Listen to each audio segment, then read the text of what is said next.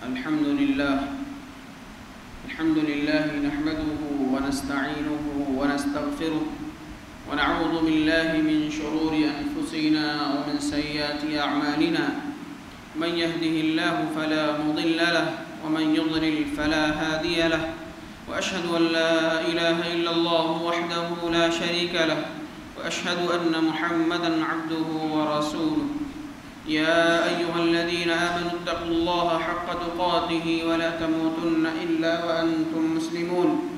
يا أيها الناس اتقوا ربكم الذي خلقكم من نفس واحدة وخلق منها زوجها وبث منهما رجالا كثيرا ونساء، واتقوا الله الذي تساءلون به والأرحام إن الله كان عليكم رقيبا. يا أيها الذين آمنوا اتقوا الله وقولوا قولا سديدا يصلح لكم أعمالكم ويغفر لكم ذنوبكم، ومن يطع الله ورسوله فقد فاز فوزا عظيما.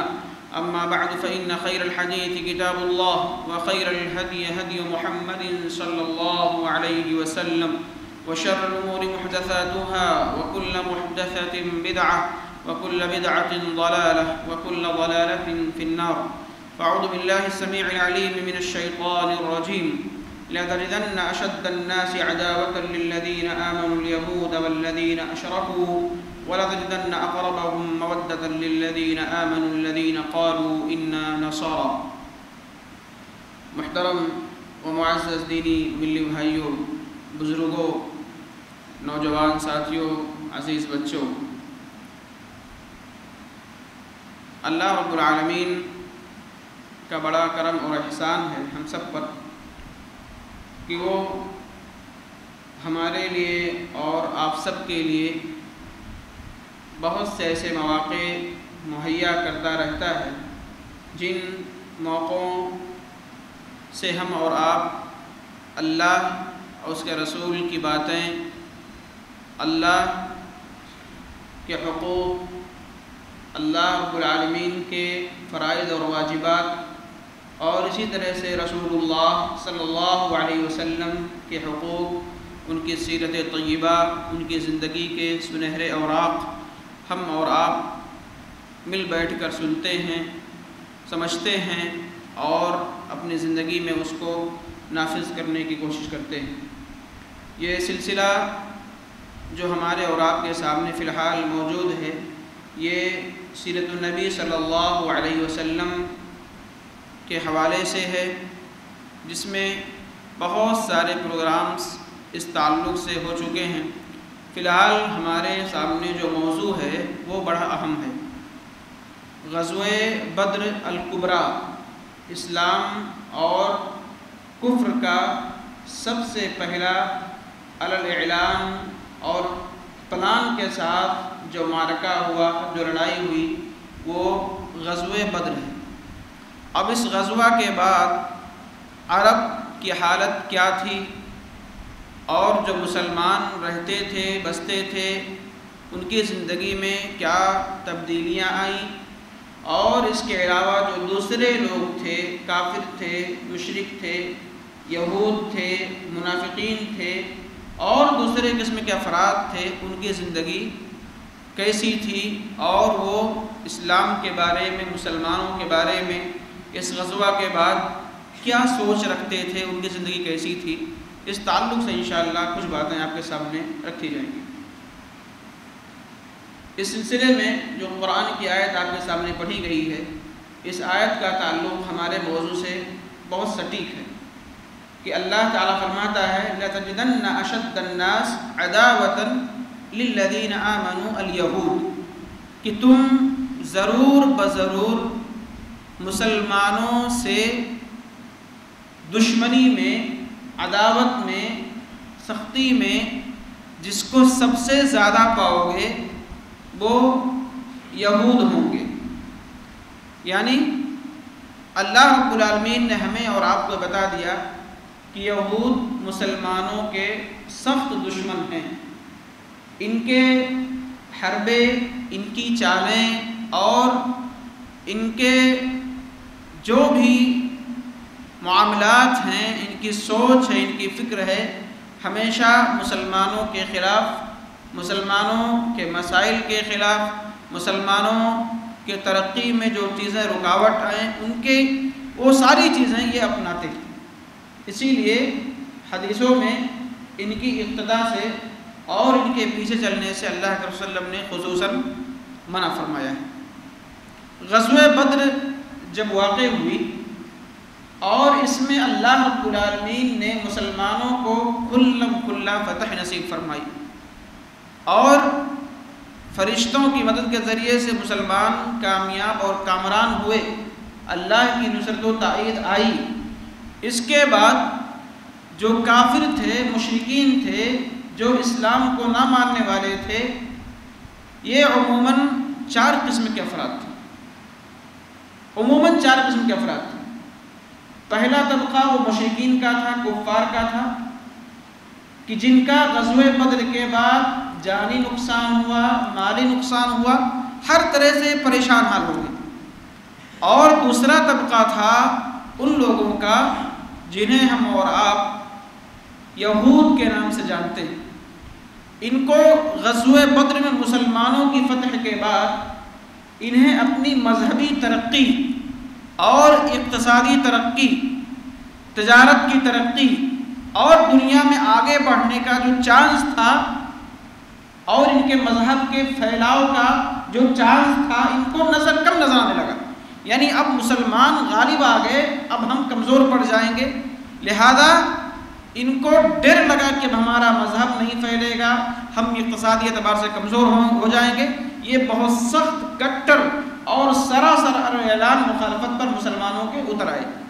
تیسرا طبقہ ان کا تھا جو مسلمانوں کے بیچ میں رہتے تھے اور نبی صلی اللہ علیہ وسلم کے مدینہ آنے سے پہلے ہی، آنے کے بعد ہجرت کے، یہ ان کا پلان تھا کہ کیسے قائد بنا جائے، اور نبی کے آنے کے بعد ان کی ساری امیدیں ختم ہو گئی۔ اب ان کو اندر سے مسلمانوں سے دشمنی ہوئی، لیکن اس کا اظہار نہیں کر سکتے تھے۔ اب یہ مسلمانوں کو جب فتح نصیب ہو گئی تو یہ اور پریشان ہو گئے کہ اب ہمیں یہاں رہنا ہے، لہذا مسلمانوں میں رہ کر کے یہ اپنا وقار بحال کرنے کے لیے یہود سے ملے، مشرکین سے ملے اور اپنے آپ کو مسلمان ظاہر کیا۔ یہ ان کی جماعت تھی جنہیں ہم اور آپ منافقین کے نام سے جانتے ہیں، جس کا سردار عبداللہ بن ابی المنافق تھا۔ اور چوتھی جماعت اور چوتھا گروہ، چوتھا طبقہ ان لوگوں کا تھا جو مدینہ کے اطراف میں ارد گرد میں رہتے تھے، بستے تھے، اور ان کو کسی کے اسلام سے، کسی کے کفر سے کوئی مطلب نہیں تھا۔ یہ اصل میں بدو تھے جو صرف کھانا رہنا اور کیسے زندگی ان کی کٹ جائے، بس ان کا مقصد وہی تھا۔ ان کو کسی کے کفر سے، اسلام سے کوئی مطلب نہیں، لیکن یہ ان کا معاملہ یہ تھا کہ یہ چور لوگ تھے، ڈکیت تھے، رہزنی کرتے، لوٹ مار کرتے اور اسی سے اپنا پیٹ بھرتے اور ان کی زندگی چلتی تھی۔ اب جب مسلمانوں کو غلبہ حاصل ہوا تو ان کو یقین ہو گیا کہ اب ہمارا یہ کام، ہمارا لوٹ کھسوٹ کرنا اور رہزنی کرنا یہ نہیں چل پائے گا، لہذا جس کی بنیاد پر یہ بھی مسلمانوں کو دشمن ہو گئے۔ اب مسلمان غزوہ بدر میں فتح نصیب ہوئی، فتح کے بعد یہ 4 قسم کے افراد، 4 طبقے مسلمانوں کی مخالفت میں آگے آئے، یعنی مسلمانوں کی مخالفت 4 لوگوں سے ہو گئی۔ اب یہ چوکھے طور پر چاروں طرف سے مسلمان گھرے نظر آئے غزوہ بدر کے بعد، لیکن رسول اللہ صلی اللہ علیہ وسلم کی قائدانہ صلاحیت اور آپ صلی اللہ علیہ وسلم کا رول ماڈل اس قدر تھا، بہترین تھا کہ ساری چیزیں آپ نے سارے جاسوسوں کو اور یہ کہ باہر کی خبریں کیسے لائی جائیں، لوگوں کے مشورے کیا چل رہے ہیں، ہمارے خلاف لوگ کیا باتیں کر رہے ہیں، ساری مشنریاں اور ساری چیزیں اللہ کے وسلم نے سیٹ کر دیا تھا۔ لہذا کسی طرح کی پریشانی مسلمانوں کو اس وقت نہ ہوئی، لیکن یہ معاملہ ایسے چلتا رہا اور یہ بات واضح ہو جانا چاہیے ہمارے سامنے کہ غزوہ بدر کے بعد مسلمان پاورفل ہو گئے تھے، بالکل طاقت میں ہو گئے تھے۔ اب کوئی بھی شخص، چاہے یہود ہو، چاہے مشرکین ہو، منافقین ہو یا دوسرے بدو لوگ، ڈائریکٹ مسلمانوں پر حملہ کرنے کی جسارت اور قوت وہ نہیں رکھ سکتے تھے، اور وہ اس کا کھلم کھلا اعلان بھی نہیں کر سکتے تھے کہ ہم لڑائی کرنا چاہتے ہیں یا جنگ کرنا چاہتے ہیں۔ لیکن اس کے باوجود وہ دل ہی دل میں بہت پریشان تھے، حیران تھے مسلمانوں کی فتح اور ان کی شکست کی وجہ سے وہ بہت زیادہ اپنے آپ پر غصے میں تھے اور ان کی بالکل ترنا رہے تھے کیسے ہم کو موقع ملے، کیسے مسلمانوں پر حملہ کر دیں۔ اور اسی غزوہ کے بعد، غزوہ بدر کے بعد چھوٹے چھوٹے غزوات تقریباً 7 ہوئے غزوہ احد سے پہلے۔ غزوہ بدر سن 2 ہجری میں ہے اور غزوہ احد سن 3 میں۔ اس کے درمیان میں اللہ کے رسول نے اپنی قائدانہ صلاحیت تھے، جب مسلمانوں کا لوہا مضبوط ہو گیا تو اس درمیان میں تقریباً 6-7 غزوات چھوٹے چھوٹے ہوئے، لیکن سارے غزوات میں مسلمانوں کو فتح نصیب ہوئی، کیونکہ کوئی دوسرا ان کے خلاف آ ہی نہیں سکتا تھا۔ ان کی قوت کی مضبوطی اور خارجی پالیسی اور داخلی پالیسی کتنی مضبوط تھی، کوئی شخص مسلمانوں کے بھید کو حاصل نہیں کر سکتا تھا کہ ان کا پلان کیا ہے، کیا کر رہے ہیں، کیسے چلنا ہے، کیا یہ لوگ کرنا چاہتے ہیں، کسی کو اس معلوم نہیں رہتا تھا۔ لہذا مسلمان ہر طرح سے فتح یاب اور نصرت یاب اور غالب رہے۔ سب سے پہلا معرکہ جو غزوہ بدر کے بعد ہوا، وہ اس غزوہ کا نام جو مورخین ذکر کرتے ہیں وہ غزوہ ہے غزوہ بنو سلیم۔ مقام قدر ایک جگہ ہے، مدینہ کے قریب ہی ہے، اس جگہ سب سے پہلا غزوہ ہوا۔ اللہ کے رسول کو پتہ چلا کہ بنو سلیم کا جو قبیلہ ہے یہ مسلمانوں پر حملہ کرنا چاہتا ہے۔ یہ دیکھیں خارجی پالیسی کتنی زبردست تھی، یعنی آپ کے جاسوس یا آپ کے لوگ کس قدر متحرک تھے کہ اشارہ ملا اور ارادہ بنا کہ اللہ کے رسول کے پاس خبر پہنچ گئی کہ یہ لوگ غزوہ بنو سلیم والے یہ ہم پر حملہ کرنا چاہتے ہیں۔ آپ صلی اللہ علیہ وسلم نے فوراً 200 سوار اور 200 مجاہدین اور 200 لوگوں کو لے کر ان کی طرف گئے اور ان پر حملہ بول دیا، اور وہ لوگ سب جگہ چھوڑ کر بھاگ گئے۔ ان میں سے 500 قیمتی چیزیں اور 500 اونٹ وہاں سے ان لوگوں کے ذریعے سے مال غنیمت میں ملے۔ اللہ کے رسول نے ان کو خمس نکالا اور اس کے بعد مال غنیمت مجاہدین میں تقسیم کر دی۔ یہ فوراً غزوہ بدر کب ہے؟ رمضان میں، اور یہ غزوہ شوال یعنی غزوہ بدر سے واپسی کے صرف 7 دن بعد یہ غزوہ پیش آیا تھا۔ آپ دیکھیے کس قدر تیاری مسلمانوں کی تھی، غزوہ بدر کے بعد مسلمان کس قدر مضبوط ہو گئے۔ اور اس کے بعد جب یہ مسلمانوں کی فتح ہونی شروع ہوئی، مسلمانوں کا غلغلہ پورے عالم میں مچ گیا کہ مسلمان 313 کی تعداد میں رہ کر کے جیت گئے۔ اب سارے لوگ جتنے بھی اسلام دشمن تھے سب مسلمانوں کے خلاف ایک جٹ نظر آئے، اور وہ لوگ جنہوں نے اللہ کے رسول سے معاہدہ کیا تھا۔ آپ کو معلوم ہے اس کے پہلے درس میں نے ذکر کیا تھا جب میرا درس تھا کہ مدینہ میں یہود کے 3 قبیلے رہتے تھے، ایک بنو نذیر، ایک بنو قریظہ، ایک بنو قینقاع۔ یہ تینوں یہودے رہتے تھے، یہود کے قبیلے رہتے تھے، اور مصالحت تھی، ان میں معاہدہ تھا کہ معاہدہ بہت بہترین بنیادوں پر تھا، یعنی ہمارے ساتھ تم رہ رہے ہو، یہود ہو، اسلام نہیں مانتے ہو، لیکن ہمارا آپس میں معاہدہ یہ ہے کہ ایک دوسرے کو مارو گے نہیں۔ اور معاہدہ یہ ہے، یہ مدینہ میں آنے کے بعد فوراً یہ پالیسی بنائی تھی اللہ کے رسول نے کہ جو لوگ مدینہ میں ہیں وہ سیف رہیں، دوسرے لوگ مدینہ پہ آ کر ہم پر حملہ نہ کر سکیں، اس لیے معاہدہ کیا تھا۔ اور یہ بہترین پالیسی تھی، یعنی مسلمان کہیں کمزور ہیں تو دوسروں سے مدد لے کر کے ایسی پالیسی بنائیں کہ غیر دوسری جگہ سے آ کر ہم پر حملہ نہ کر سکے، ہم کو کمزور نہ کر سکے۔ اس لیے آپ نے معاہدہ کیا تھا یہود سے کہ اس میں سب کی جانیں محفوظ رہیں گی، کوئی اگر آدمی باہر کا آتا ہے اور مارتا ہے تو سارے لوگ، سارے یہود چاہے مشرک ہو کا سارے لوگ اس آدمی کے خلاف ہوں گے۔ یہ معاہدہ ہوا تھا، یہ اور جان کا معاہدہ ہوا تھا، مال کا معاہدہ ہوا تھا، یہ سارے معاہدے۔ لیکن جب مسلمان کی فتح ہوئی مسلمانوں کے بدر میں تو یہودیوں نے آہستہ آہستہ ان معاہدے کو کمزور کر دیا، اور یہ ان کی دشمنی اور عداوت میں انہوں نے اس میں دھوکہ کر دیا، اور دھوکہ کرتے کرتے یہ مسلمانوں کے خلاف تدبیریں کرنے لگے، چیلنج کرنے لگے، اور اتنی خطرناک چیلنج کرنے لگے کہ مسلمانوں کو کمزور کر دیا جائے، مسلمانوں کے خلاف لوگوں کو بھڑکا دیا جائے ان کے دلوں میں۔ یہ غزوہ بدر کا جو واقعہ ہوا ہے اس کو بیان کر کر کے جو جتنے بھی دشمن ہیں سارے لوگوں کے دلوں میں مسلمانوں کے خلاف بغض اور دشمنی اور عداوت بھر دیا جائے۔ اور اس کے لیے ایک واقعہ صاحب رحم المختوم نے ذکر کیا ہے اپنی کتاب رحم المختوم میں، کہا ایک یہود کا ایک شاس بن قیس نام کا ایک یہودی بہت بوڑھا شخص، یہ کہا کفر میں بہت شدت اختیار کیا ہوا تھا، مسلمانوں سے نفرت میں بہت آگے بڑھا ہوا تھا، ایک مرتبہ دیکھا اوس اور خزرج کے جو قبیلے رہتے تھے یہ ماضی میں بہت سخت دشمن تھے، لیکن اللہ کے رسول اللہ کی دعوت پر انہوں نے اسلام قبول کیا. اب دونوں شیر و شکر ہو گئے، مل گئے، محبت سے رہ رہے تھے مدینہ میں. اب دیکھا اس یہود شخص نے، بڈھے شخص نے کہ یہ مسلمان، یہ اتنے صدیوں کی لڑائی تھی اوس اور خزرج میں، آج یہ دونوں بیٹھ کر گفتگو کر رہے ہیں، مل رہے ہیں اور ملاقات کر رہے ہیں. اگر یہ لوگ مل گئے اور یہ مکمل طریقے سے دونوں آپس میں شیر و شکر ہو گئے تو ہمارا جینا دوبر ہو جائے گا، ہم یہاں نہیں رہ پائیں گے. چنانچہ اس کے ساتھ ایک شخص جوان یہودی تھا، اس کو ان کے مجلس میں بھیجا، مسلمانوں کی مجلس میں، اوس اور خزرج کی مجلس میں بھیجا. کہا جاؤ اور وہاں ان دونوں کے درمیان، اوس اور خزرج کے درمیان جو پہلی لڑائی تھی یعنی جنگ بعاث، ان کے درمیان ایک لڑائی ہوئی تھی اوس اور خزرج کے درمیان، جنگ بعاث، اس کا ذکر چھیڑ دو انہیں.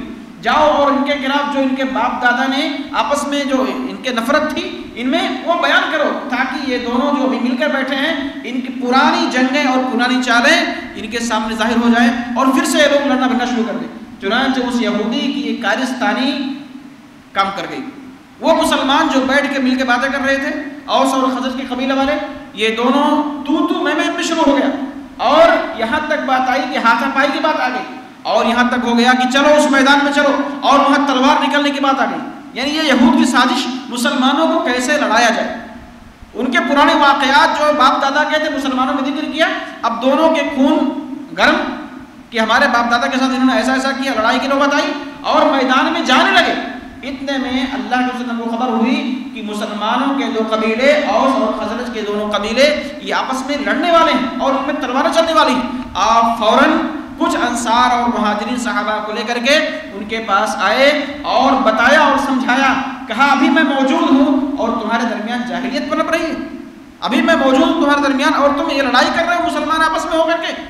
ان لوگوں کو اللہ کے رسول کی نصیحت کام کر گئی اور فوراً وہ لوگ رونے لگے. یعنی اس قدر ان کو غم ہوا کہ ہم مسلمان ایک یہودی کی سازش کے اور اس کے فرقے میں آ کر کے ہم لڑ پڑے. بہت تکلیف ہوا ان کو اور وہ سب لوگ رونے لگے. پھر اس کے بعد گلے ملے اور رسول اللہ کو سمجھایا اور تعلیم دی اور اس کے بعد بتایا. اس کے بعد سارے لوگ آپس میں مل کر رہنے لگے. چنانچہ یہ یہود کی ایک کارستانی اور ان کی خطرناک چیز یہاں ناکام ہو گئی. اس کے علاوہ بھی یہ یہود جتنے بھی تھے، سارے لوگ جتنے بھی تھے، اس کے علاوہ دسیسہ کاری میں مبتلا رہتے تھے اور یہ مسلمانوں کو جو نئے مسلمان ہوتے تھے ان میں شک ڈالنے کے لیے، شبہ ڈالنے کے لیے، فتنہ ڈالنے کے لیے صبح مومن ہو جاتے اور شام میں کافر ہو جاتے، پھر صبح مومن ہو جاتے، شام میں مومن، صبح میں کافر. اس لیے تاکہ جو مسلمان ابھی نئے ہو رہے ہیں، غزوہ بدر کے بعد یہ مسلمانوں کی تعداد بہت زوروں سے بڑھی تھی. مسلمان جو ہو رہے ہیں ان کے دل میں شبہ ڈالا جائے کہ اسلام کوئی اچھی چیز نہیں ہے. اگر ہوتی ہے اچھی چیز تو کیوں لوگ بدلتے ہیں، صبح مومن شام میں کافر. یعنی اس قدر مسلمانوں کو حیران اور پریشان کر دیا جائے کہ ان کے دلوں میں مسلمانوں کو کے خلاف، اسلام کے خلاف باتیں بھر دی جائیں اور یہ اسلام پر ٹک نہ سکیں. لیکن ان ساری چیزوں کے باوجود اللہ کے رسول صلی اللہ علیہ وسلم نے صبر کیا ان ساری چیزوں کے باوجود کہ معاہدہ ٹوٹنے نہ پائے. جو معاہدہ ہوا ہے لڑائی نہیں کرنا ہے وہ معاہدہ ٹوٹنے نہ پائے. صبر کیا اور ان ساری چیزوں کے باوجود بھی جو یہودیوں کا ایک قبیلہ تھا بنو قینقاع، ان لوگوں نے معاہدہ توڑ دیا. ہوا یہ ان لوگوں نے معاہدے اس طرح سے توڑا کہ جب شروط جو تھے معاہدے کے ان کے خلاف ان لوگوں نے کام کرنا شروع کر دیا. اور جب یہ غزوہ بدر کے بعد یہ لوگ کھلا دشمنی پر اتر آئے، اعلان مسلمانوں سے برات کا اظہار کرنا شروع کر دیا اور یہ کہ ان کو اس قدر پریشان کرنا شروع کر دیا کہ جس کی کوئی حد نہیں. اور یہ لوگ حقیقت میں یہ بہت طاقتور تھے. عرب میں اس وقت سب سے زیادہ پاورفل یہی بنی قینقاع تھے. یہ ان کا مشغلہ کیا تھا؟ یہ لوگ سونار تھے، لوہار تھے اور برتن سازی کا کام کرتے تھے. اب سونار کی وجہ سے، لوہار کی وجہ سے ان کے پاس ہتھیار بہت کثیر تعداد میں تھے اور ان کو اپنی طاقت پر بہت گھمنڈ تھا کہ ہم معاہدہ توڑ بھی دیں گے تو یہ مسلمان ہم پر غالب نہیں آ سکتے. لہذا ان لوگوں نے بہت سارے ایسے کام کیے کہ مسلمانوں کو چھیڑنا، ان کی عورتوں کو چھیڑنا، ان کو تکلیف دینے کی ہر ممکن طریقے سے کوشش کی. لیکن اس پر بھی مسلمانوں نے صبر کا مظاہرہ کیا.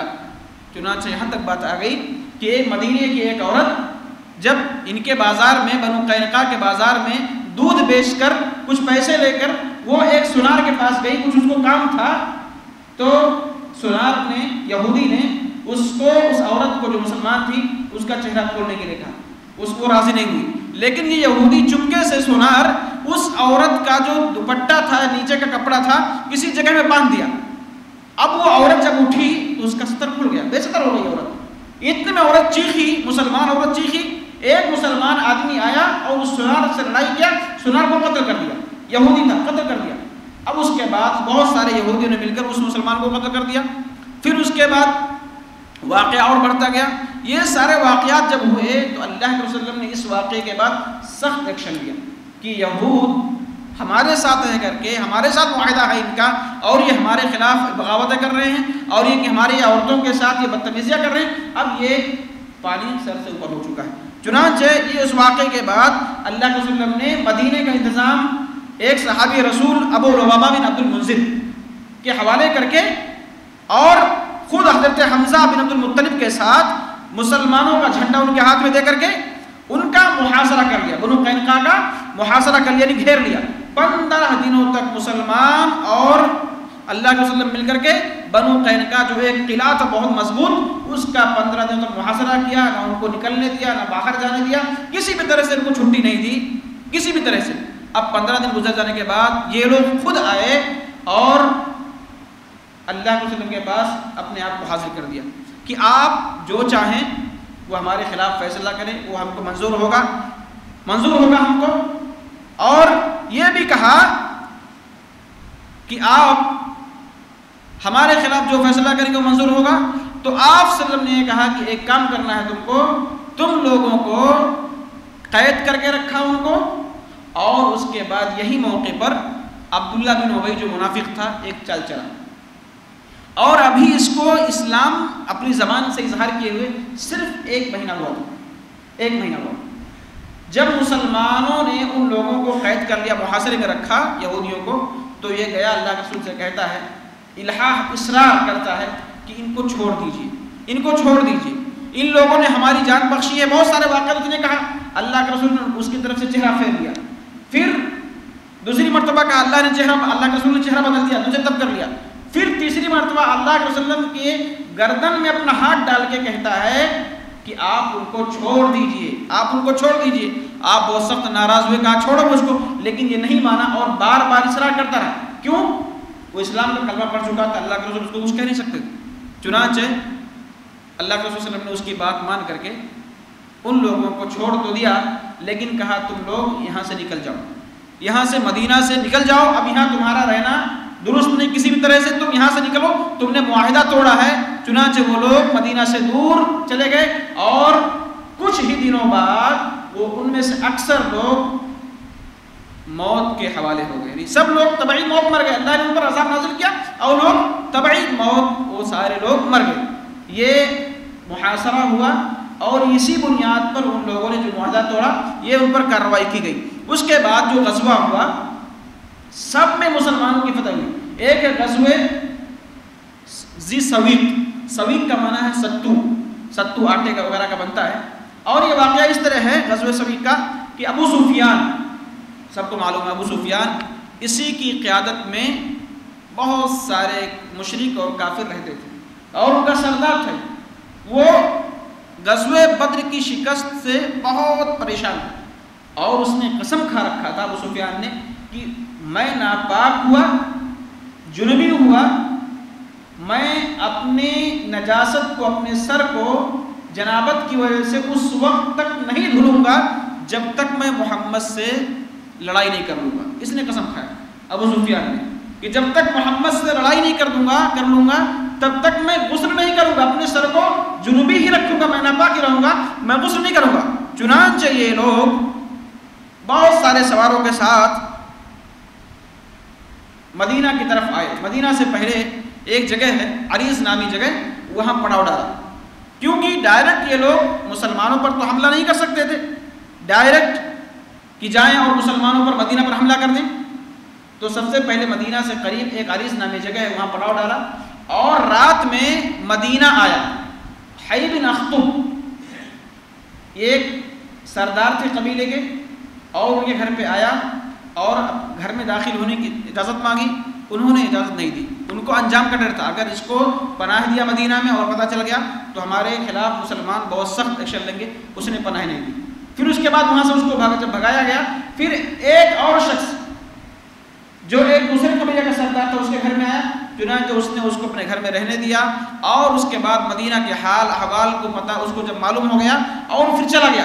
پھر اس کے بعد چند لوگوں کو بھیج کر مدینہ کے قریب ایک بستی پر حملہ کرا دیا. اس نے ابو سفیان نے حملہ کرا دیا اور وہاں جو مسلمانوں کی بستیاں تھیں، وہاں جو کھیت تھے کھجور کے درخت سے، سب کو کٹوا دیا اور وہ لوگ نقصان کر کے چلے گئے. اور ایک مسلمان اپنے کھیت میں کام کر رہا تھا، اس مسلمان کو بھی ان لوگوں نے مار ڈالا. لیکن جب فوراً مسلمانوں نے اس لشکر کا پیچھا کرنا شروع کیا، خود رسول اللہ صلی اللہ علیہ وسلم کی عمارت میں اللہ کے وسلم خود جا رہے ان کا پیچھا کر رہے. چنانچہ وہ لوگ جب ان کو پتہ چلا کہ مسلمان ہمارا پیچھا کر رہے ہیں، یہ لوگ بہت تیزی سے بھاگے. کئی سو کی تعداد میں، تقریباً 200 کی تعداد میں لوگ آئے ہوئے تھے اور ان کے پاس بہت سارا سامان تھا، ستو اور کئی چیزیں تھیں. لیکن جب بھاگنے لگے کہ مسلمان کہیں ہم کو پکڑ ڈالے تو اپنا بوجھ ہلکا کرنے کے لیے اپنے جو اونٹوں پر اور اونٹنیوں پر ان کے سامان تھے، ستو اور دوسری چیزیں، یہ گراتے گئے تاکہ ہم جلدی سے اپنی جگہ پہ مکہ پہنچ جائیں. تو مسلمانوں کو راستے میں ان کی جو چیزیں ملی، ستو ملے اور کئی چیزیں ملی، وہ لے کر مسلمان مدینہ واپس آ گئے. اور اس میں بھی ان کو بھاگنا پڑا، مسلمانوں کی فتح ہوئی. اسی لیے اس غزوہ کا نام غزوہ سویق رکھا گیا. سویق معنی عربی میں سویق ستو کو کہتے ہیں، اس لیے اس غزوہ کا نام غزوہ سویق پڑا. اس میں بھی مسلمانوں کو فتح ہوئی. اور اس کے بعد، اس غزوہ کے بعد ایک اور غزوہ ہوا، غزوہ ذی امر. یہ ذی امر ایک جگہ کا نام ہے جہاں پانی وغیرہ تھا. یہ اس غزوے میں کوئی خاص چیز پیش نہیں آئی، اور یہ کہ مسلمان وہاں گئے اور کئی پتہ چلا کہ کافر آئے ہیں وہاں ان پر حملہ کرنے کے لیے، لڑائی کرنے کے لیے. وہاں گئے تو وہاں ان کو کوئی نہیں ملا اور اللہ کے وسلم وہاں 15 دن تک ٹھہرے، اس بنیاد پر کہ ان کے دلوں میں ہمارا خوف بیٹھ جائے اور وہ دوبارہ یہ ہمت نہ کر سکے لڑائی کرنے کی. اس کے بعد اللہ کے وسلم صحابہ کرام واپس چلے آئے. اس کے بعد جو غزوہ پیش آیا، غزوہ بحران نام کا ایک غزوہ ہے. نبی کریم صلی اللہ علیہ وسلم 300 افراد کے ساتھ ماہ ربیع الاخر میں 3 ہجری میں اس کی طرف وہاں 2 مہینہ تک کام کیا. غزوہ بحران، یہاں بھی کوئی لڑائی پیش نہیں آئی. اصل مقصد یہ تھا کہ جب خالی بھنک لگتی تھی صرف کہ کوئی کافر ہے، کوئی قبیلہ ہے جو مسلمانوں کے خلاف لڑنے کی کوشش کر رہا ہے، پلان بنا رہا ہے، فوراً آپ صلی اللہ علیہ وسلم اتنے مضبوط ہو گئے تھے مدینہ غزوہ بدر کے بعد کہ اس پر چڑھائی کی کوشش کرتے. چنانچہ آپ وہاں گئے اور 2 مہینے تک قیام فرمایا. وہاں 2 مہینے تک قیام فرمایا اور سارے لوگوں کے دلوں میں مسلمانوں کا غلبہ، ان کی قوت بیٹھ گئی. اس کے بعد وہاں سے واپس چلے جائے، کسی سے کوئی لڑائی اور کوئی معاملہ نہیں ہوا. اور اس کے بعد غزوہ بحران کے بعد ایک بہترین جو غزوہ ہوا جس میں مسلمانوں کے ہاتھ بہت بڑی چیزیں آئیں. اور مسلمان یہ غزوہ احد سے پہلے یہ آخری بہترین اور ترقی والی اور مسلمانوں کو خوشی کر دینے والی یہ لڑائی تھی. غزوہ اس کا نام ہے سریہ زید بن حارثہ. سریہ اور غزوہ اس کو کہتے ہیں. ایک بات بتا دوں، غزوہ اس کو کہتے ہیں جس میں اللہ کے رسول صلی اللہ علیہ وسلم نے خود شریک کیا ہو اور مجاہدین کے ساتھ آپ گئے ہوں، اس کو غزوہ کہتے ہیں. اور سریہ کہتے ہیں جس میں آپ بذات خود بنفس نفسی شریک نہ ہو، لیکن آپ صلی اللہ علیہ وسلم نے کسی صحابی کو امیر بنا کر اس غزوے میں بھیجا ہو اس لڑائی میں، تو اس کو سریہ کہتے ہیں. یہ سریہ زید بن حارثہ رضی اللہ عنہ کی عمارت میں یہ سریہ لڑا گیا. جنگ احد سے پہلے مسلمانوں کی آخری اور کامیاب ترین مہم یہی تھی. جماعت الاخری میں 3 ہجری میں قریش جو بہت زیادہ پریشان ہو گئے تھے غزوہ بدر میں نقصان کے بعد اور ہارنے کے بعد، یہ لوگ ظاہر سی بات ہے پریشان تو تھے اور یہ باہر نکل کر مسلمانوں پر حملہ نہیں کر سکتے تھے. لیکن اب گھر میں بھی بیٹھے رہتے تو ان کے کھانے پینے کا مسئلہ تھا، تجارت کے لیے باہر نکلنا تھا. اور عام طور پر مکہ کے لوگ تجارت کے لیے گرمیوں میں شام جایا کرتے تھے. اب وہ وقت آ رہا تھا، اب ان کو شام تجارت کے لیے جانا تھا. اور مسلمانوں کی پالیسی اتنی زبردست تھی، داخلی اور خارجی پالیسی انتظامات، کہ مسلمان کافروں کے جتنے راستے تجارت کے تھے تقریباً ان پر مسلمانوں کا قبضہ ہو چکا تھا. اب ان کو ملک شام جانا تھا ساحل سمندر سے، ساحل پر سارے مسلمان قبضہ کر چکے تھے، اور جو ارد گرد میں دوسرے لوگ تھے بھی مسلمانوں کے حامی تھے، حریف تھے، مسلمانوں کے ساتھ مل گئے تھے۔ اب ان کو اس راستے سے شام جانے کے لیے کوئی اور چارہ نہیں بچا تھا، اور اس غزوے میں یا اس لڑائی میں جو کفار کی طرف سے جو امیر مقرر کیے گئے تھے یہ صفوان بن امیہ تھے، ان کی امارت میں کہا گیا تھا کہ یہ لے کر جائیں گے۔ چنانچہ انہوں نے اس واقعے کو ذکر کیا اپنے لوگوں میں، کافروں میں، مشرکوں میں، کہ مسلمان پورا راستہ بند کر چکے ہیں، ساحل سے ہم لوگ جا نہیں سکتے، اب کیا کریں، بہت پریشان ہوئے۔ تو ایک شخص نے ان کو، اسود بن عبد المطلب نے ان کو رائے دیا کہ آپ لوگ ساحل کے راستے سے نہ جا کر کے دوسرے راستے سے آپ لوگ وہاں جائیے۔ اب ان کو راستہ نہیں معلوم تھا، تو اس راستہ بتانے کے لیے ایک شخص کو ان لوگوں نے، فرات بن حیان ایک شخص ہیں، ان کو راستہ بتانے کے لیے مقرر کیا، اور ان کو اجرت پر رکھا کہ آپ ہم کو ملک شام کا جو باہر کا راستہ ہے، بحری راستہ نہیں بلکہ باہر کا راستہ جو سمندروں سے نہیں جاتا ہے، بہت دور اس سے پڑتا تھا، لیکن پھر بھی ان کو مجبوراً مسلمانوں کے قبضے کی وجہ سے ان کو دور کے راستے سے جانا پڑا۔ اب یہ پلان بن رہا تھا اور جانے کا ارادہ بن رہا تھا، اور یہ لوگ نکلے بھی، لیکن پھر مسلمانوں کو ان کے آمد کی اطلاع مل گئی۔ آپ اس سے غور کریں کہ مسلمان کس قدر اپنے دشمنوں کی چالوں سے چوکنا رہتا ہے۔ مسلمانوں کی حالت مضبوط اسی وقت ہو سکتی ہے جب اپنوں میں منافق نہ رہیں، اپنوں میں راز کھولنے والے نہ رہیں، اس وقت مسلمان آپس میں گتھم گتھا نہیں ہو سکتے۔ لڑائی اصل اسی وقت ہوتی ہے، یا مسلمان خلفشار کا شکار اسی وقت ہوتے ہیں جب ان میں ہی کے لوگ اپنے خلاف ہو جاتے ہیں، اپنے بھید، اپنے راز دوسروں میں بیان کر دیتے ہیں، اپنی باتیں دوسروں کے پاس جا کے بیان کر دیتے ہیں، اس وقت پورا معاملہ خراب ہو جاتا ہے۔ اب مسلمانوں کو جب ان کی آمد کی اطلاع ملی، فوراً اور اطلاع کیسے ملی تھی کہ وہ لوگ ملک شام کی تجارت کے لیے جانے والے ہیں دوسرے راستے سے، بحری راستے سے نہیں۔ ایک شخص مسلمان تھے جن کا نام سلید بن نعمان کے ساتھ ایک اور شخص تھے جن کا نام ہے نعیم بن مسعود، وہ اس وقت مسلمان نہیں ہوئے تھے، یہ کافر تھے، اور دونوں کی مجلس لگی تھی، پارٹی کر رہے تھے، کچھ کھا پی رہے تھے، اس میں شراب بھی ان لوگوں نے استعمال کیا۔ اور اس وقت کا واقعہ ہے، مسلمان تھے سلید بن نعمان، یہ اس وقت کا واقعہ جب شراب حرام نہیں ہوئی تھی۔ اب شراب پی کے مست، اب نعیم بن مسعود جو کافر تھے، یہ شراب کے مست نشے میں آ کر کے یہ سارے راز انہوں نے بیان کر دیے سلید بن نعمان سے، ساری اپنی باتیں کی، ملک شام قافلہ جانے والا ہے تجارت کے لیے، اور ایسا معاملہ، ساری باتیں انہوں نے بیان کر دیا۔ اب ان کو جو مسلمان شخص تھے سلید بن نعمان، یہ فوراً یہ ساری چیزیں لے کر کے رسول اللہ صلی اللہ علیہ وسلم کی خدمت میں حاضر ہو گئے کہ یہ قافلہ کافروں کا اس راستے سے جانے والا ہے تجارت کے لیے، لہذا آپ صلی اللہ علیہ وسلم کو جب یہ واقعہ معلوم ہوا، فوراً زید بن حارثہ کلبی رضی اللہ تعالیٰ عنہ کی عمارت میں ایک فوج آپ نے ان کی طرف روانہ کر دیا۔ مسلمانوں نے ان کے بہت سارے آدمیوں کو پکڑ لیا، اور یہ کہ جو اس کا لیڈر تھا قائد صفوان بن امیہ، اور کچھ لوگ نکل گئے، یعنی نکل کر بھاگ گئے۔ لڑائی کرنے کی یا مقابلہ کرنے کی ان میں قوت نہیں تھی، اور سارے لوگ وہ لوگ بھاگ گئے، اور اتنا زیادہ اس میں مسلمانوں کو غنیمت ملا کہ مورخین بیان کرتے ہیں کہ 1 لاکھ درہم کے برابر مسلمانوں کو مال غنیمت ملا، اور پھر اللہ کے رسول صلی اللہ علیہ وسلم نے وہ مجاہدین میں بانٹ دیا خمس نکال کر۔ اس کے بعد جو ان کے رہنما تھے، ان کا نام بھی ذکر کیا گیا کہ فرات بن حیان، ان کو مسلمانوں نے پکڑ لیا، اس کے بعد یہ اسلام لے آئے۔ اس طرح سے یہ سارے واقعات جو غزوہ بدر کے بعد ہوئے، تقریباً 6 غزوہ ہوا ہے، اور سب میں مسلمانوں کی فتح ہوئی۔ اب یہ ساری چیزیں جب ہوئی، اور یہ جو آخری جو میں نے بیان کیا ابھی سریہ زید بن حارثہ، غزوہ بدر کے بعد سب سے زیادہ نقصان اسی غزوہ میں کافروں کو، مشرکوں کو ہوا۔ 1 لاکھ درہم کا مال مسلمانوں کو مل گیا، جس کی وجہ سے یہ اور پریشان ہو گئے۔ انہی سارے اسباب کے بنا پر غزوہ احد کی تیاری وہ کرنے لگے، یعنی دوسری لڑائی کی تیاری، بڑی لڑائی کی تیاری کرنے لگے۔ یہ واقعات تھے اور یہ غزوات تھے جو غزوہ بدر کے بعد ہوئے۔ اب اس سے نتیجہ ہم نکال سکتے ہیں کہ مسلمانوں کی حالت غزوہ بدر کے بعد یہ عرب کے لوگوں کی حالت کیسی تھی۔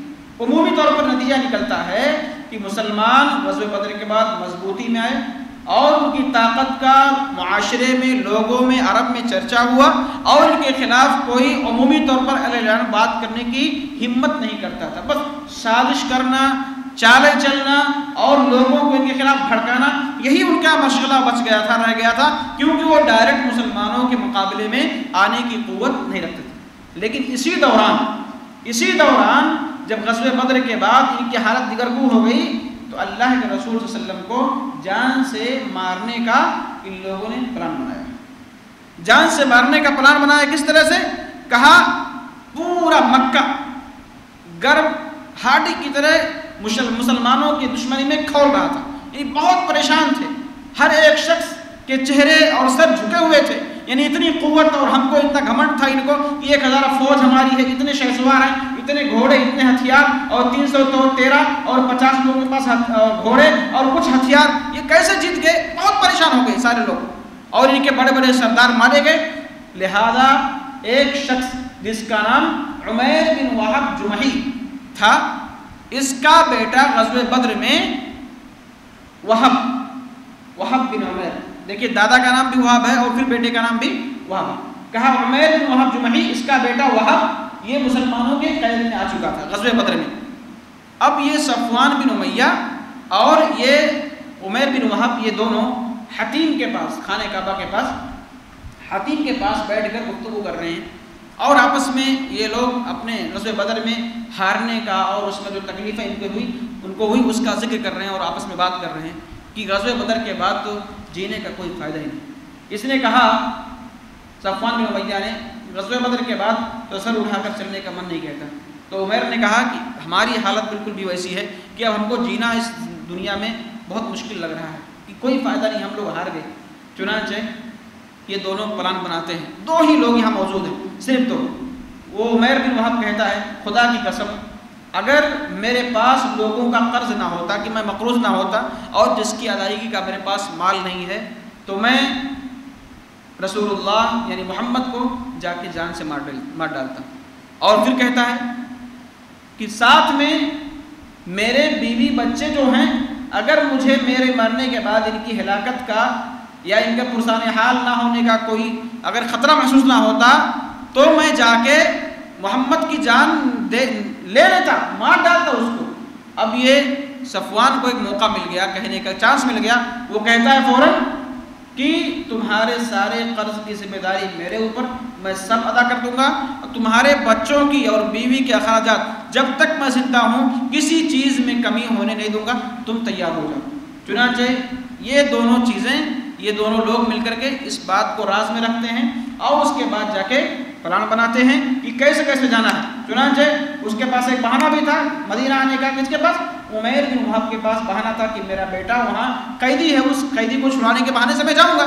چنانچہ یہ گیا اور اپنی تلوار میں سانگ دھرائی، اس کو تیز کرایا اور اس کو زہر آلود کیا، زہر سے اس کو بالکل ملا دیا، اور اس کے بعد وہاں سے چلنے کا ارادہ بنایا۔ مدینہ پہنچتا ہے، مسجد نبوی کے باہر حضرت عمر فاروق رضی اللہ تعالیٰ عنہ اور بہت سارے صحابہ کرام غزوہ بدر کی جیت کی خوشی منا رہے ہیں، اور غزوہ بدر میں مسلمانوں کی طاقت کا ذکر کر رہے ہیں، اور آپس میں ہنس رہے ہیں، خوشی منا رہے ہیں۔ اتنے میں دیکھتے ہیں کہ عمیر یہ مسجد نبوی کی طرف آتا ہے، حضرت عمر جلدی سے آتے ہیں اور کہتے ہیں عمیر کتا، یہ الفاظ ہیں، یہ دشمن اللہ کے رسول کا، اللہ کا دشمن، یہ کتا یہ کسی برے ارادے سے ہی آیا ہے۔ وہ آتے ہیں اور اس کے بعد فوراً اللہ کے رسول مسجد نبوی میں بیٹھے رہتے ہیں، اس کو پکڑتے ہیں اور کچھ صحابہ کرام کو، مہاجرین کو، انصار کو مسجد میں بھیجتے ہیں کہ جاؤ اللہ کے رسول کا خیال کرنا، اور یہ شخص ہمیں لگتا ہے کسی غلط ارادے سے ہی آیا ہے۔ حضرت عمر جاتے ہیں اور اس کی تلوار کو اس سے گردن کے ساتھ پکڑ لیتے ہیں، اور اللہ کے رسول کے ساتھ لے کر جاتے ہیں اور بتاتے ہیں، خوشخبری دیتے ہیں اللہ کے رسول کے ایک شخص آیا ہوا ایسا ایسا۔ اللہ کے رسول کہتے ہیں ٹھیک ہے لے کے آؤ، اور حضرت عمر اس کی گردن کے ساتھ اس کی تلوار کو لپیٹ لیے ہیں اور لے کے جاتے ہیں۔ اللہ کے رسول کے پاس پہنچتے ہیں، اللہ کے رسول کہتے ہیں چھوڑ دو، چھوڑ دیتے ہیں، حضرت عمر اس کو چھوڑ دیتے ہیں، اور لیکن حضرت عمر نصیحت کرتے ہیں جو مدینہ کے انصار مہاجرین بیٹھے ہیں وہاں کہ اس سے چوکنا رہنا، یہ مجھے اس کا ارادہ صحیح نہیں لگ رہا ہے۔ وہ لوگ تیار ہیں۔ اللہ کے رسول پوچھتے ہیں عمیر کس بہانے سے آئے، کس کام سے آئے؟ کہا کوئی کام نہیں ہے، صرف ہمارا جو بیٹا قیدی ہے وہب اس کو چھڑانے کے لیے آئے ہیں۔ اللہ کے رسول کہتے ہیں سچ سچ بولو، تمہارا مقصد کچھ اور ہے، کچھ اور بات ہے، سچ سچ بولو۔ کہا میرا مقصد کچھ نہیں، صرف اپنے بیٹے قیدی کو چھڑانے آیا ہوں۔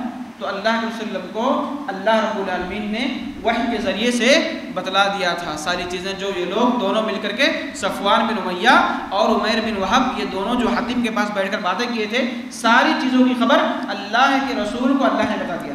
پھر اللہ کے رسول نے کہا کیا وہ تم بھول گئے جو تم صفوان اور تم حتیم کے پاس بیٹھ کر باتیں کر رہے تھے کہ میرے پاس اگر یہ اس کی ذمہ داری نہ ہوتی، قرض کی ذمہ داری، بال بچوں کی ذمہ داری، تو میں جاتا محمد ہی جان لیتا۔ تو آدمی پریشان، کہا آپ کو پتا کیسے؟ آپ ہمارے پاس غیب کی خبر بتاتے تھے، ہم اس کو جملہ دیتے تھے کہ آپ اپنی طرف سے بتا رہے ہیں غلط ہے، لیکن یہ جو باتیں ہماری چل رہی تھی تو ہمارے درمیان تو کوئی تھا ہی نہیں۔ یہ یقینی بات ہے کہ اس چیز کی خبر آپ کو اللہ رب العالمین نے ہی دی ہے۔ فوراً وہ کلمہ پڑھتے ہیں اور اسلام میں داخل ہو جاتے ہیں، کہ وہ یقین ہو گیا کہ یہ حقیقت میں اللہ ہی ان کو بتا رہا ہے، یہ کوئی جادو اور یہ سب کاہن نہیں ہے، بلکہ اللہ نے خبر دی دیا، کیونکہ ہمارے پاس وہاں کوئی تھا ہی نہیں تو کے علاوہ کیسے ان کو پتا چل گیا کہ کنویں کے پاس حاتم کے پاس بیٹھ کر ہم ایسی باتیں کر رہے ہیں، کیسے پتا چل گیا؟ فوراً وہ اسلام لے آتے ہیں اور اس کے بعد ان کو دین کی باتیں اللہ کے رسول سکھانے کی کرتے ہیں، صحابہ کرام کو حکم دیتے ہیں ان کو سکھاؤ، اور پھر اس کے بعد وہیں وہ رہ جاتے ہیں۔ ادھر مکہ میں یہ صفوان بن امیہ لوگوں میں خوشخبریاں بانٹ رہا ہوتا ہے کہ ابھی تم کو جلد بہترین خوشخبری ملنے والی ہے محمد کے انتقال کی یا محمد کے مرنے کی۔ لیکن اس کے بعد اس کو پتہ چلتا ہے، لوگوں کو بتایا کہ وہ تو جن کو تم بھیجے تھے وہ تو اسلام لا چکے ہیں، تو اس نے قسم کھائی کہ آج سے میں اس کے بال بچوں کا منہ نہیں دیکھوں گا۔ چنانچہ یہ ان کا واقعہ بھی فیل ہو گیا، یہ ان کا کارنامہ بھی فیل ہو گیا۔ یعنی اس طرح سے ان واقعات کے درمیان غزوہ بدر کی شکست کا ان کو اس قدر صدمہ لگا کہ ہمیشہ رسول اللہ کو، دین کو کیسے نیچا دکھایا جائے، کیسے ان کو کم کیا جائے، یہ سارے واقعات ہوئے۔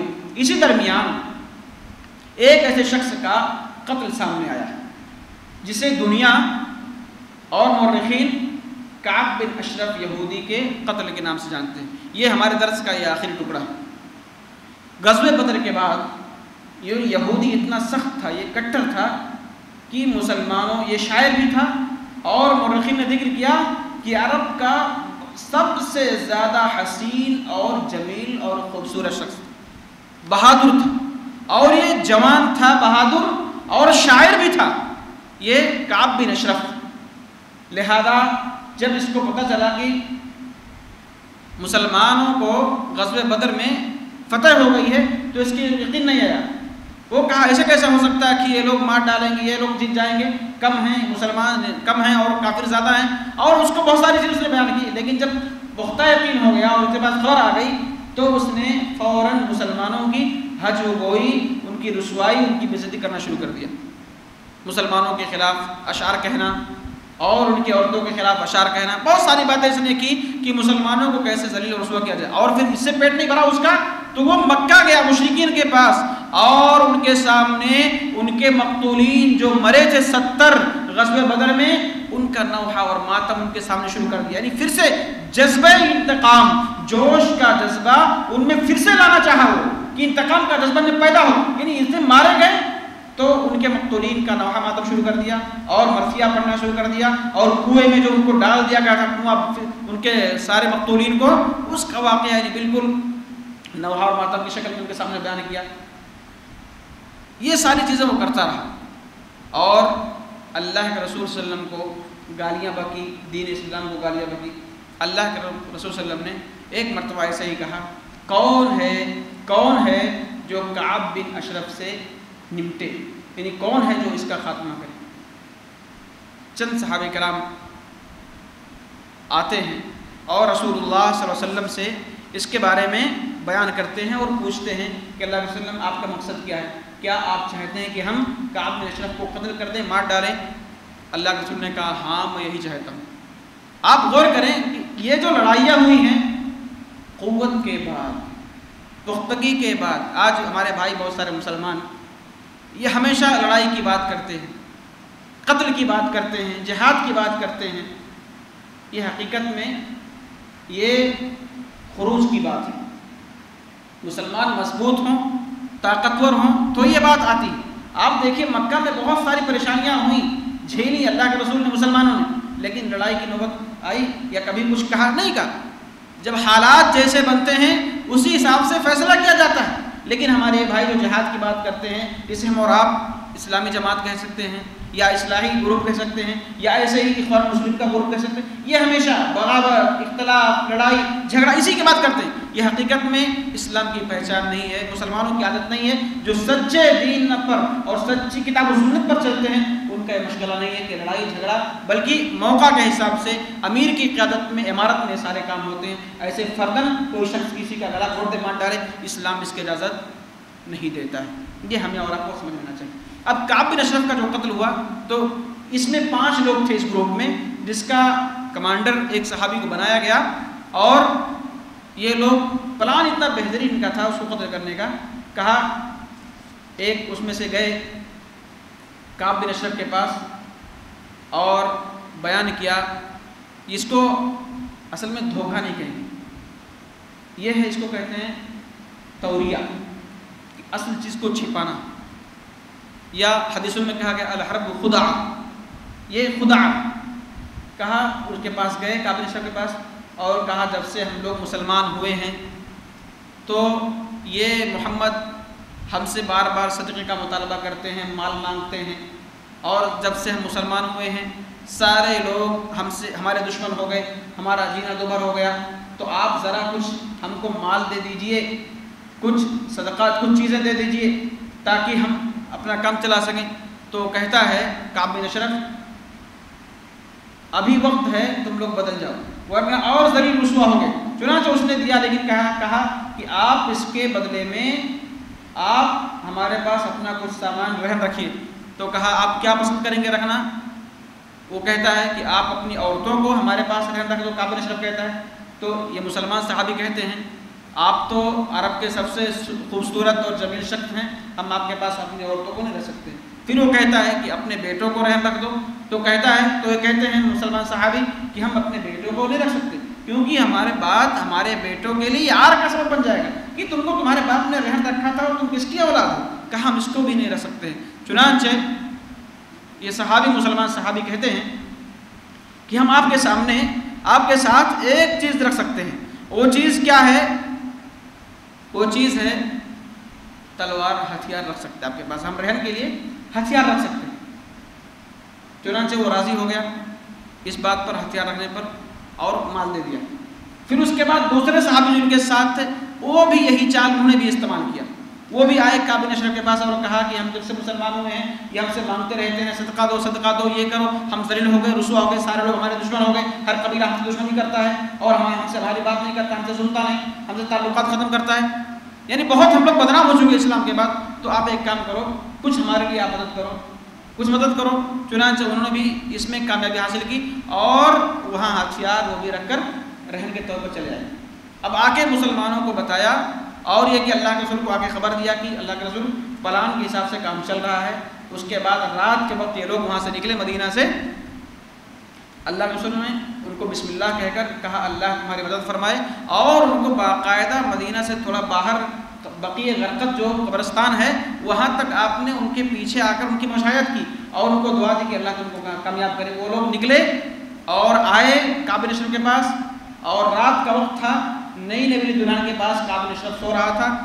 آئے اور انہوں نے آواز دیا کعب بن اشرف کو. تو وہ جب اپنے بستر سے اٹھنے لگا اپنی بیوی کے پاس سے تو اس کی بیوی کہتی ہے کہاں جا رہے ہو اتنی رات کو؟ مجھے اس آواز میں خون کی ٹپک معلوم ہو رہی ہے. جو آواز تمہارے تیز آواز 2-3 مرتبہ آواز دیا، اس کی بیوی نے کہا اس آواز سے مجھے خون کی ٹپک معلوم ہوتی ہے، مت جاؤ. تو کہتا ہے کہ عزت دار لوگ ہم ہیں، اگر ہم کو نیزے پر بھی بلایا جائے تو ہم چلے جاتے ہیں. چنانچہ وہ اٹھا اور اس کے بعد جو مسلمان صحابی تھے 5 لوگوں کی جماعت ان کے ساتھ چلا، اور واقعہ پورا صحابی رسول نے اپنے ساتھیوں کو سمجھا دیا تھا کہ میں کیسے کیسے کروں گا. کہا اس کے بعد جب چلنے لگے تو اس کے جسم سے خوشبو پھوٹ رہی تھی. تعریف کیا کعب بن اشرف کی مسلمانوں نے، کہا کیا بہترین خوشبو تمہارے جسم سے آ رہی ہے؟ تو اس نے کہا کیوں نہیں، بالکل بہت خوش ہو گیا. کہا عرب کی سب سے خوبصورت عورت ہمارے پاس ہے، سب سے اچھے خوشبو والی عورت ہمارے پاس ہے، تمہارے جسم سے خوشبو کیوں نہیں آئی؟ چنانچہ صحابی رسول نے کہا ذرا اپنا سر سونگھنے دو، خوشبو آ رہی ہے، ذرا سر سونگھنے دو. وہ قریب کیا اپنے سر کو اور انہوں نے سونگھا خوب بہترین طریقے سے. پھر اس کے بعد تھوڑی اور آگے چلے، باتیں ہوتی رہی، شعر اشعار میں وہ شاعر تھا، باتیں ہوتی رہی. پھر دوسرے صحابی، پھر انہوں نے کہا کہ ایک مرتبہ اور سونگھنے دو ذرا، خوشبو بہت اچھی ہے. پھر سونگھا انہوں نے، اور اس کے بعد ان کو بتا دیا تھا کہ جب میں اچھے سے اس کا سر پکڑ لوں گا تم لوگ پیچھے سے اس کا کام کر دینا. پھر اور آگے چلے، تیسری مرتبہ کہا کہ پھر ذرا اور سونگھنے دو، خوشبو بہت بہترین ہے. چنانچہ انہوں نے تیسری مرتبہ میں اچھی طرح سے اس کا گردن پکڑ کے اس کا سر سونگھا. اس کے بعد کہا اس اللہ کے دشمن کا کام تمام کر دو، زور سے آواز دیا اس اللہ کے دشمن کا کام تمام کر دو. چنانچہ ان لوگوں نے تلواروں سے حملہ کیا، لیکن تلوار اتنی کام نہیں کر رہی. اتنے میں ایک صحابی جو کے ساتھ تھے وہ اپنی کدال لاتے ہیں اور فوراً اس پر حملہ کر دیتے ہیں اور وہ مر جاتا ہے. حملہ کرتے ہیں اور مر جاتا ہے. چنانچہ اتنی تیز چیخ مارتا ہے وہ کہ محلے کے جو بغل میں جو قبیلے تھے یا جو قلعے تھے ہر جگہ لائٹ ہو جاتی ہے، روشنی ہو جاتی ہے، لیکن ان کو کچھ بھنک نہیں لگتی ہے. اور شور میں مسلمان جلدی سے اس کا سر کاٹ اڑ کے چلے جاتے ہیں. پھر جب واپس میں جا کے مدینہ پہنچتے ہیں، مدینہ میں جب قدم رکھتے ہیں تو اللہ اکبر کا نعرہ بلند کرتے ہیں. اس کے بعد اللہ کے وسلم ان کے لیے دعا کرتے ہیں اور کہا کہ فوجھک افلحت الوجوہ، اللہ کا رسول استعمال کیا کہ کیا بہترین کامیاب چہرے ہیں. تو صحابہ نے کہا اللہ کا رسول آپ کا چہرہ بھی کامیاب ہونے والا ہے. یہ اس طرح کے واقعات پیش آئے. یعنی مدینہ میں غزوہ بدر کے بعد مسلمان کبھی دبے نہیں. قوت کے بعد، سطوت کے بعد، عظمت کے بعد مسلمانوں نے ہر طرح سے ان کو لیکن کبھی بھی پہل نہیں کیا. یہ بھی اس واقعے میں ذکر ہے، سارے واقعے میں، کہ وہ ان لوگوں نے پہل کیا تو ان کا جواب دیا گیا، لیکن الگ طور سے کبھی پہل نہیں کیا. لیکن ایک کعب بن اشرف کا قتل اس لیے پہل کیا کہ مسلمانوں کی حج گوئی اللہ کی ہے، اللہ کے تعلق سے رسوا کن بات، رسول اللہ کے تعلق سے، دین کے تعلق سے بہت ساری باتیں یہودی اس نے کی، اور یہ یہودیوں کا بہت بڑا سردار تھا، اس لیے اس کو قتل کرنے کی بات ہے. یہ ہے واقعہ اور یہ ہے مسلمانوں کی حالت، عرب کی حالت غزوہ بدر کے بعد. یہ سارے محرکات یعنی کعب بن اشرف کا قتل، اس کے بعد غزوہ سریہ زید بن حارثہ، یہ سارے واقعے اتنے خطرناک اور اتنے دلدوز اور اتنے دل دہلانے والے کافروں کے لیے ثابت ہوئے کہ اس کے بعد ان لوگوں نے دوسرا غزوہ احد کی تیاری میں ان لوگوں نے شروع کر دیا. اور اس کے بعد یہی سارے محرکات تھے، وجوہ تھے، اسباب تھے جن کی وجہ سے غزوہ احد سامنے آیا. لہذا ان تمام قصوں سے اور واقعات سے، رسول اللہ کی سیرت سے اور آپ کے جو غزوات تھے، جنگیں تھیں، ہمیں یہ نصیحت ملتی ہے کہ ہم ایک مسلمان کے حساب سے اپنے وعدے پر پختہ رہیں، ایک مسلمان کے اعتبار سے اپنے عہد کو پورا کریں. ایک مسلمان ایک امن والا شہری رہتا ہے، مسلمانوں میں، لوگوں میں، معاشرے میں امن پھیلاتا ہے. کبھی وہ جھوٹ، چوری، ڈکیتی، زناکاری، بدکاری یہ اس کا مشغلہ نہیں ہے، مسلمانوں کا طریقہ نہیں، بلکہ یہ یہود کا طریقہ، کافروں کا، مشرکوں کا طریقہ ہے. مسلمانوں کو اس سے باز رہنا چاہیے. لیکن یہ بھی اس سے نصیحت ملتی ہے کہ جب مسلمان کا امیر کسی چیز کا حکم دے تو مسلمانوں کو اس پر لبیک کہنا چاہیے. اللہ رب العالمین ہمیں اور آپ کو رسول اللہ صلی اللہ علیہ وسلم کی سیرت کو سمجھنے اور پڑھنے کی توفیق عطا فرمائے، اور اللہ کے رسول صلی اللہ علیہ وسلم کی سیرت سے جو ہمارے اور آپ کے لیے نصیحت سمجھ میں آتی ہے اس پر ہم مکمل طریقے سے اپنی زندگیوں میں اس کو نافذ کرنے اور اس کو عمل کرنے کے لیے ہمیں اور آپ کو توفیق دے. آمین. وآخر دعوانا الحمدللہ رب العالمین.